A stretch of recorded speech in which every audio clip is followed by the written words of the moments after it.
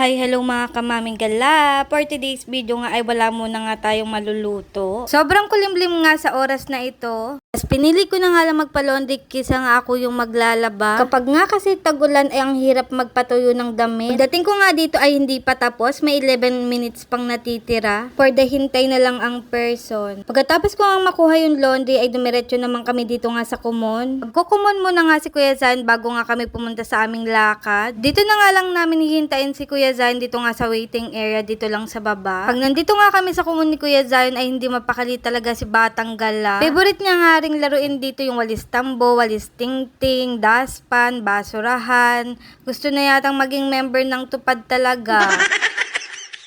Pagkatapos nga ni Kuya Zion ay agad-agad na nga kaming bumiyahe papunta nga sa LRT, baka butan pa nga kami ng ulan. Napakapeke nga ng dalawang ito pero pagdating naman sa bahay ay nag-aaway nga rin sila. Kababa nga namin ng LRT ay sumakay na nga rin kami ng e-try. 20 pesos nga isa ang bayad dito at papunta na nga itong MOA. Papunta nga kasi kaming MOA para sadyain ng service center ng Samsung. Nung nakaraan kasi na nasira yung phone ko, mas mura yung service center dito sa MOA kaysa nga sa SM North. Bago nga ako mag-decide na pumunta ng MOA ay nakapagtanong na nga rin ako sa may service center ng SM North. Habang nag-i-inquire nga ako dito sa service center ng Samsung ay itong dalawa nga ay hindi na naman mapakali. Pagkatapos nga namin sa Samsung ay pinuntahan na nga rin namin si Daddy. At sakto, tapos na nga rin ang kanyang trabaho. Naghanap na nga rin kami ng makakainan at dito nga kami napadpad sa may ramen nagi. Buti na lang talaga walang mahabang pila at nakapasok din kami agad. Unang dumating is yung kiddie meal pati na rin yung chicken karage. Pagkatapos nga namin kumain ni Batang Gala ay lumabas muna nga kami at napakagulo niya sa loob. Pagkatapos nga makapag-bill out nila Daddy ay nag-book na rin ako ng Grab pa uwi. At ayun lang mga kamaming gala. Salamat sa panonood.